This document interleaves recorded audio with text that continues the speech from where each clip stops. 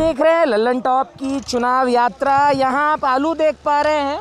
हमारा यहाँ आने का कोई प्लान नहीं था और आम तौर पर भी कोई प्लान नहीं होता है। जहाँ हम जो गांव देखते हैं हम रैंडमली रुकते हैं और हम रैंडमली लोगों से बात करते हैं। मैं प्रशांत मुखर्जी हूँ। ये पश्चिम मिदनापुर लोकसभा है, माफ़ करिएगा, मेदिनीपुर विधानसभा है, सालबोनी इलाका है। सालबोनी एक अलग विधानसभा सीट है, हम वहाँ भी आपको लेकर जाएंगे। लेकिन ये मेदिनीपुर विधानसभा, ये आलू यहाँ अभी अभी खेत से निकाला गया है और इन कट्टों में पैक हो रहा है, जो आप देख सकते हैं।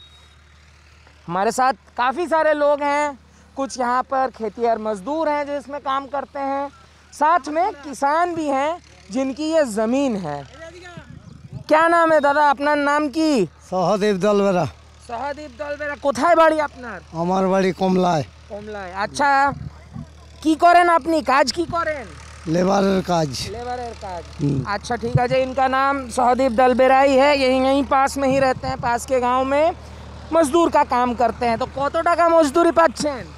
মজদুরি ওই 250-300 টাকা। 250-300 টাকা। 250 পাচ্ছেন কি 300 পাচ্ছেন? ওটা 250। 250 পাচ্ছেন। 250 रुपए मजदूरी मिलती है। কত বছর ধরে করছেন এই কাজ? ওটা 20 সাল। 20 সাল হয়ে গেছে। 20 সাল से काम करते हैं। আপনার সাথে কথা বলবো, এনার কাছেও যাই। কি নাম আপনার দাদা? রাধাকৃষ্ণ দোলাই। রাধাকৃষ্ণ দোলাই। কি করেন দাদা আপনি? আমি চাষবাসই করি। চাষবাস করেন, কিसान है। রাধাকৃষ্ণ দোলাই इनका नाम है। কত বছর বয়স আপনার? আমার বয়স হবে 40। আচ্ছা, তো এই জমিটা কার? এই জমিটা আমার বাবার, আমি করছি। इनके पिताजी की ज़मीन है, ये खेती कर रहे हैं। কত লোক আপনার বাড়িতে দাদা? আমার বাড়িতে তোমার 10-12 জন। 10-12 জন আছে। 10-12 लोग हैं परिवार में। तो अपना বাবার বয়স কত? আমার বাবা নেই, মারা গেছে। মা আছেন? মা আছে। কত বয়স ওনার? ওই 65 साल की इनकी माता जी। तो আপনি আপনার মা বৃদ্ধা পেনশন পাচ্ছে? না, পাচ্ছে না। না, বাবার সেই পেনশন চালু আছে। হ্যাঁ, বাবার সেই চাকরি সার্ভিস করতো, আচ্ছা, আপনার সেটা বাবা থেকে। সার্ভিস করতেন তো উনি পাচ্ছেন না। ঠিক আছে। আচ্ছা চলো আপনার কাছে আপনার ব্যাপারের কথা বলি। আলু কত পয়সা লেগেছে? আচ্ছা আগে বলে দিন এটা কত বড়, আপনার জমিটা কত বড়? এটা হচ্ছে তোমার 1.5 বিঘা। ये 1.5 बीघा ज़मीन है। यहाँ पर जो मेजरमेंट है वो एकर्स के मतलब हिसाब से नहीं होता है, बीघा के हिसाब से। यहाँ पर जो मेजरमेंट है वो एकर्स के हिसाब से नहीं होता है, बीघा के हिसाब से होता है। और ये 1.5 बीघा ज़मीन है एग्जैक्टली, क्योंकि बिहार में उसके बाद अलग अलग इलाकों में अलग तरह से मेजरमेंट होता है। 1 बीघा कितना होता है मुझे एग्जैक्टली यहाँ नहीं पता है। लेकिन इनकी ज़मीन जो आप देख रहे हैं जिसमें अभी ट्रैक्टर चल रही है, ये अगर अमितेश घुमा कर दिखाएं तो ये 1.5 बीघा ज़मीन है। अच्छा এবার বলুন 1.5 বিঘা জমিতে আপনি এই আলুর खेती করেছেন, কত পয়সা লাগত লেগেছে? ওটা লাগাতে লেগেছে তোমার 20টাই লেগেছে তোমার 45,000 টাকার। 45,000 रुपए की इनकी लागत है। কত কিলো আলু বেরোচ্ছে? এখনো ঠিক হয়নি কতটা হবে, এখনো ওজন ঠিক হচ্ছে না। अंदाजे ওই 80-85টা।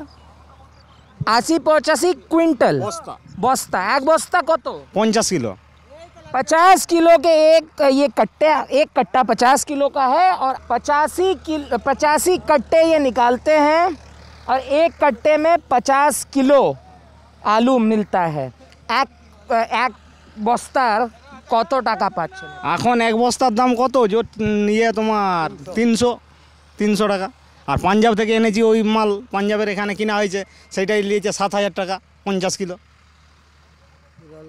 50 কিলো বস্তা নিয়ে আসছিলাম বীজ, পাঞ্জাব থেকে এসেছিলো, ওইটা 7,000 টাকা পড়েছে, এখান থেকে নিলাম। এবার এইটাতে তোমার বীজটাই পড়েছে 40,000 টাকার বীজটা পড়েছে। 25,500 रुपये, 300 रुपये एक बस्ता की कीमत इनको मिलती है और 85 बस्ते हैं। 25,500 रुपये इनकी कमाई है। और लागत কত লেগেছিল টোটাল? টোটাল লেগেছিল তোমার 9টা লেগেছিল, 6,000 টাকা করে বীজ।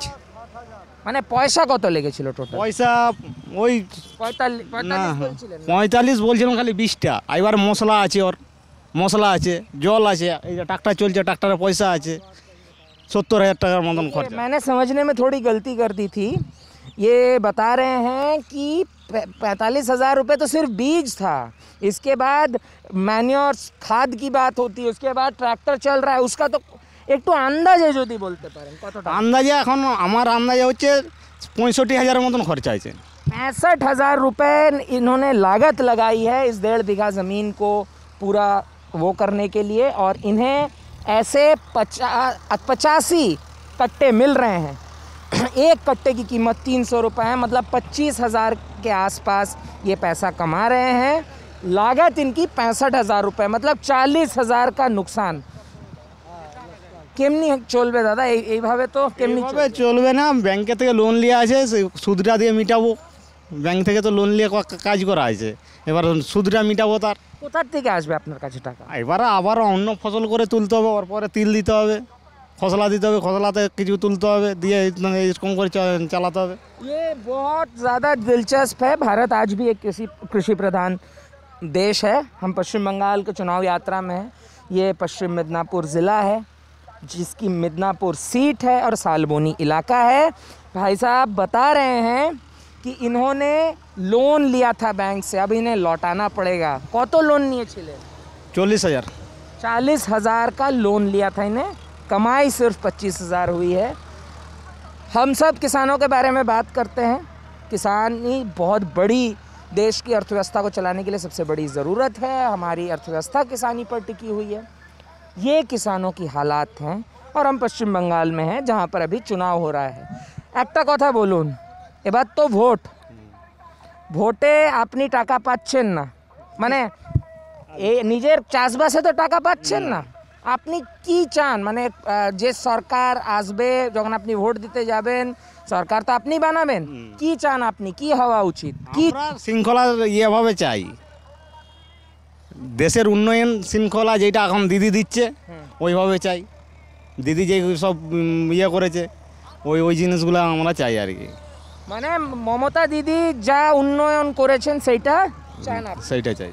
ये कह रहे हैं कि ममता दीदी ने, मतलब ममता बनर्जी ने जो विकास किया है वो विकास चाहिए इन्हें। तो এবার কি মাথায় রাখবেন যখন ভোট করতে যাবেন? কাকে আনতে চান আপনি? আমরা ওই দিদিকে তার আনতে চাই। দিদি চাল দিচ্ছে, দিদি ডাল দিচ্ছে, ছেলেদের সাইকেল দিচ্ছে। बता रहे हैं दीदी चावल देती है, दीदी खाने को दाल देती है, दीदी साइकिल देती है। हाँ हाँ, কন্যাশ্রী, যুবশ্রী, রূপশ্রী দিতে दीदी। कन्याश्री, जुवोश्री, रूपोश्री योजनाएं हैं ये। ज़मीनी हकीकत आप देखेंगे पश्चिम बंगाल से, तब इन योजनाओं की हकीकत भी ज़रूर देखिएगा। हाँ, আপনি কি বলছিলেন? আমি ওই কথাই বলছিলাম যে দিদি আমাদেরকে বহুত হেল্প করছে, চাল থেকে ডাল থেকে একদম মেয়েদের পড়াশোনা লেখাপড়া সমস্ত সব কিছু দিদি আমাদেরকে দেখছে। আমরা ভোটের সময় দিদিকে ভোটটা দেবো। ये कह रहे हैं कि ये दीदी को वोट करने वाले हैं, क्योंकि दीदी ने इनके लिए बहुत कुछ किया है। इनके लिए दीदी ने चावल दाल खाद्य सुरक्षा जो योजना है पश्चिम बंगाल सरकार की, उसके साथ यह बच्चों के पढ़ाई लिखाई भी करवाई है। की नाम तुम्हार भाई? पिंटू दोलई। पिंटू दोलई इनका नाम है। কি করো তুমি? এই কাজ করো? হ্যাঁ, লেবারের কাজ করি। আর লেবারের কাজ করি, বাড়িতে থাকি, এবার বাড়িতে টুকটাক কাজ করি। আচ্ছা, मजदूर के तौर पर काम करते हैं। तो सब समय এইখানে কাজ করো কি অন্য কোথাও? না, এইটা একটা সিজন আছে। আচ্ছা, এই এখন আলু খোলা সিজনে এখন 7 থেকে 8 দিন কাজ হয়, দেওয়ার পরে লেবারের কাজে যাই। মানে নর্মাল লেবার? হ্যাঁ, নর্মাল পাকার বাড়িতে লেবারের काजे লাগে। तो ये आम तौर पर सिर्फ ये काम नहीं करते हैं, ये सीज़न है, जब इस सीज़न में पैकिंग की ज़रूरत पड़ती है तब ये काम कर रहे हैं। इसके बाद ये आगे बढ़ जाते हैं और जो कंस्ट्रक्शन लेबर के तौर पर भी काम करते हैं, दूसरा काम करते हैं। তো একটা কথা বলো, কি পড়াশোনা করেছিলে? হ্যাঁ, পড়াশোনা করেছিলাম। কত ক্লাস অবধি? মাধ্যমিক পাস। 10वीं পাস हैं ये, তো কোনোদিন চাকরি বাকরির চেষ্টা বা কিছু করেছিলাম কিন্তু হয়নি। হয়নি? না। কে দেয়নি চাকরি? চাকরি কে দিচ্ছে সেটা বলতে পারবো না, কিন্তু চাকরির পুলিশের চাকরি, তার উপরে মানে ফরেস্টারের ফর্ম ছেড়েছিলাম, কোনো আসেনি, কল আসেনি। कॉल আসেনি? না। 10वीं पास हैं, फॉर्म भरे थे सरकारी नौकरियों के, फॉरेस्ट के लिए, पुलिस के लिए, कोई जवाब नहीं आया। অধুর অবধি পড়াশোনা করে কি খাবো? তাহলে তো চাষবাস করে তো লেবারের কাজ করে তো খাওয়া দাওয়া করতে হবে। कह रहे आधी पढ़ाई की है, कहाँ से खाऊंगा मैं, क्या चलेगा, कैसे चलेगा? अच्छा কথা বলো, কত টাকা রোজগার করতে পারো? সারাদিনে 200-250 টাকা হয়। 200-250 ঘরে কে আছে? বাড়িতে বাবা মা আর বোন আছে। বাবা মা কেউ চাকরি করে কিছু? না না, কেউ কাজ করে না, সবাই চাষবাসা কাজ করে। বোনের বিয়ে হয়ে গেছে, দাদাও চাষবাসা কাজ করে। বাবার বয়স কত? বাবার বয়স 65 বছর বয়স। ঠিক আছে, বাবা বৃদ্ধ পেंशन পাচ্ছেন? না পাচ্ছেন না। ये बता रहे हैं दिन में करीब 200-250 रुपए कमा लेते हैं। घर में मम्मी पापा है, बहन की शादी हो चुकी है ना, खेतीबाड़ी का काम पिताजी कुछ कर लेते हैं। 65 साल उम्र है पिताजी की, वृद्धा पेंशन नहीं मिलता है। हाँ, আপনার নাম কি দাদা? লক্ষণ ভূঁইয়া। লক্ষণ ভূঁইয়া। আপনি কি কাজ এই কাজই করেন? এই কাজই। আর কিছু করেন না। সব সময় এই কাজই? না সব সময় নয়, তাহলে?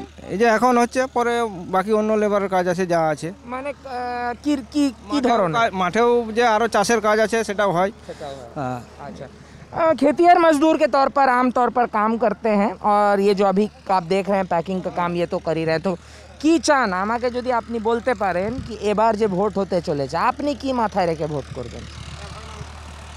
নিজেরটা বল। না আমারটাই বলছি, আমার এই যে সকল সুবিধা আমি পাচ্ছি আমি এতেই ঠিক আছি, এটাই চাই। ঠিক কি আছে, সুবিধে পাচ্ছেন? আমি চাল ডাল সবই পাচ্ছি তো। ঠিক আছে, রাস্তাঘাটও হচ্ছে, তা হচ্ছে আর কি চাইবো। ঠিক আছে, আমি কম পড়াশোনা করেছি, আমি জানি আমাকে লেবার খেটে খেতে হবে। ঠিক আছে, লেবার খাটছি এবং রাস্তাঘাটের সুবিধা হচ্ছে, চাল রেশন পাচ্ছি বিনা পয়সায়, এগুলো হলেই আমার চলবে। तो ये बता रहे थे कि इन्हें जो मिल रहा है, मतलब जो सरकारी स्कीमें मिल रही हैं, जैसे खाद्य सुरक्षा मिल रही है, ये मेहनत करके खाने वाले लोग हैं कह रहे हैं विकास हो रहा है, ये सड़कें बन रही हैं, खाने को चावल मिल रहा है, इनको और कुछ नहीं चाहिए। इस वजह से जैसा चल रहा है वैसे चलते देना चाहते हैं। अब मैं आगे चलता हूँ आपसे और इनसे बात कराता हूँ। दादा আপনার নাম কি? বুদ্ধদেব দোলই। বুদ্ধদেব দোলই। আপনি এই কাজ করেন? আরও কোনো কাজ করেন? করি, চাষের অন্য রকম কাজ করি, যেরকম যখন যেরকম সিজনের কাজ। सीजनल का। अच्छा, सीजन के हिसाब से काम करता है, मतलब जिस तरह की भी मजदूरी मिल जाती है वैसे करते हैं। तो কোনো দিন বাইরেও কাজ করেছো কি এখানেই সব দিন? না, এখানে সব দিন। কখনো বেরোয়নি ঘর থেকে? আচ্ছা, কে কে আছে বাড়িতে আপনার? বাড়িতে আছে আমার দাদা আছে, বোনেদের বিয়ে হয়ে গেছে। মা বাবা? মা বাবা নেই, মা বাবা মারা গেছে। তো আপনি খাদ্য সুরक्षा ये পাচ্ছেন, চাল ডাল গম সব পাচ্ছেন? সব আছে। इन्हें भी खाद्य सुरक्षा मिल रही है। हम यहाँ पर किसानी से जुड़े जितने भी लोगों के साथ हमने बात किया, उसमें एक बात निकल कर आई कि ममता बनर्जी की जो स्कीमें हैं उनका जो फ़ायदा इनको पहुँचा है, ये एक बहुत बड़ी वजह है जिस वजह से ये दीदी के साथ रहना चाहते हैं, दीदी को वोट देना चाहते हैं, जैसा ये बता रहे हैं। अच्छा दादा, अपनी आलू छाड़ा और की चाष करें? আলু ছাড়া ধান আর বাদাম, ওই সব।